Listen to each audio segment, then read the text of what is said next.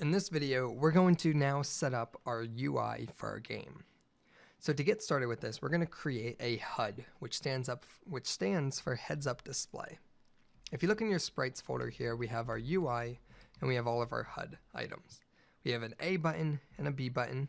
So B is going to be, for instance, maybe jump or attack. A will be for jump or attack. We can decide when we get to it. Then we're going to have here our life status. We're going to have life units, so we can create our health system. And then here we're going to have our movement system, which is our thumb joystick. So to get started setting this up, we're going to create a new UI panel. So underneath our canvas here, we have our shop panel. Let's create a new panel by going to right-click, UI. We're going to create a new panel. We're going to call this HUD. So a heads-up display. From there, remove the image component, and we can begin creating our HUD. Now, to get started with this, let's go ahead and create our life bar first. So here, we're going to create a new image. So go to UI, Image, and let's call it Life Bar Graphic. So here we have Life Bar Graphic, and we're going to add our life bar. Okay, once we've done that, we then want to scale this up. We want to make this whatever the image actually is. So here it says 700 by 469. So width 700 by 469. And that's going to give us our UI. Where we want to place this now is going to be in the left corner. So here we're going to go ahead and anchor this. And we'll say top left over here. And then we can set the position to about 0 and so forth. All right, and then we can go ahead and position it. So position on the X, let's bring it in. We want to make sure we can see this. So let's find it. Okay. All right, and we want to go ahead and position this basically at the corner of our game screen. So I'd say right about here is good. All right, once we have that life bar there, so about 460 by negative 271 on the Y. All right, so once we have that, we can then add our joystick right below it. So let's create another image. So go to UI Image. And this is going to add our joystick.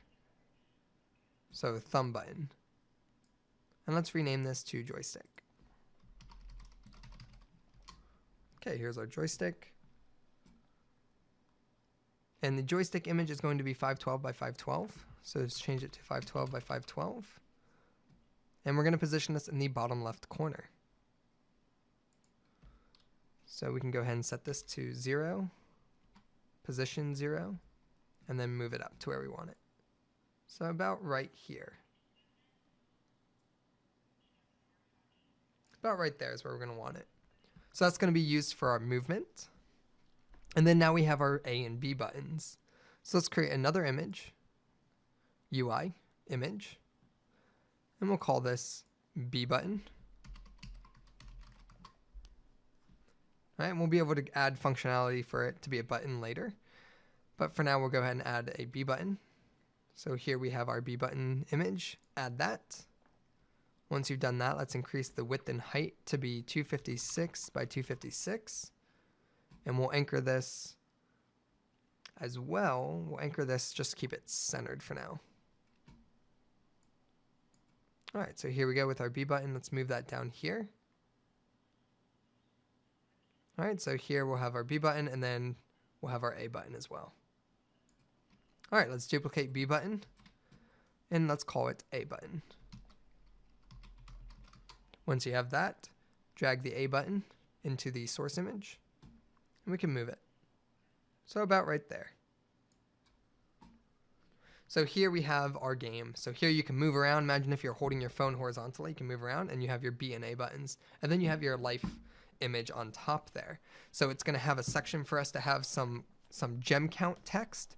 Also, it's going to have a life unit. So our character is going to have 4 life units. So let's go ahead and create those. So inside here, we're going to create a new image. And let's call it life unit. So here, life unit. And then within that, we'll create another image, or actually this will be a holder unit, a holder item for all of our life units. So let's go ahead and actually just remove this, and let's create an empty object to store them in. So just create an empty object, and let's call this life units. All right, so here's life units, and within that, we're gonna have life. So let's go ahead and create some images. This will be unit 1, and we'll create 4 more. All right, and we'll rename them to unit 2 and so forth. Unit 3, and unit 4. Okay, here's our life units, unit 1, 2, 3, and 4. What we can do now is select all of them. And for the source image, you're gonna add the life unit. So that's what it's going to look like. From there, what we wanna do is select the life unit image. This is a 81 by 25 image. So select all of these and make it 81 by 25. And that way we get this little health bar. Once we have them, what we're going to do is we are then going to take all of these life units. Let's remove them from the parent for now, because we need to position them first. So the life units is at 0, 0. These individual units are going to be positioned within there. So let's go ahead and take unit 1, position it. Unit 2, position it.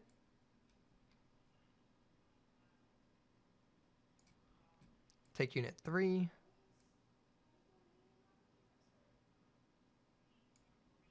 And unit 4.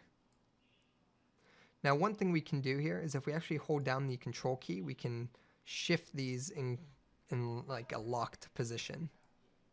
So if you hold down the control key, it gives you more control over moving it. All right, so here we go. We have our 4 bars.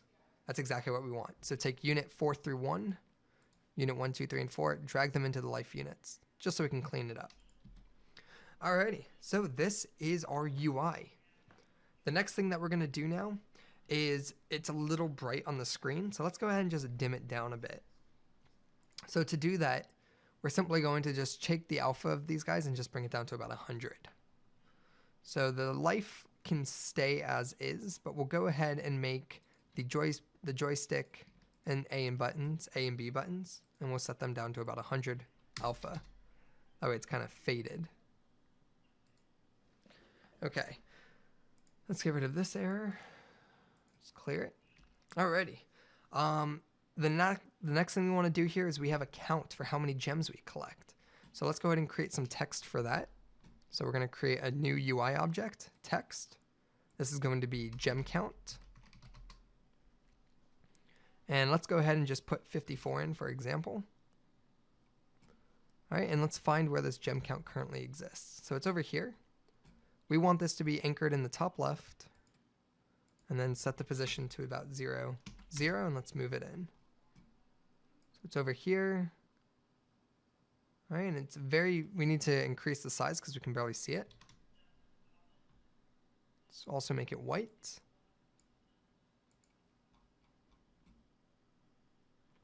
All right, and change the horizontal overflow to overflow so we can actually see it. And same for the vertical. That way we can actually see the text. So now once we've done that, if you actually select the text, we want to make the text the property, the font size, we can probably keep it at about 54, but we do have a custom font for this. So if you actually look inside of your UI here, we should have a fonts folder.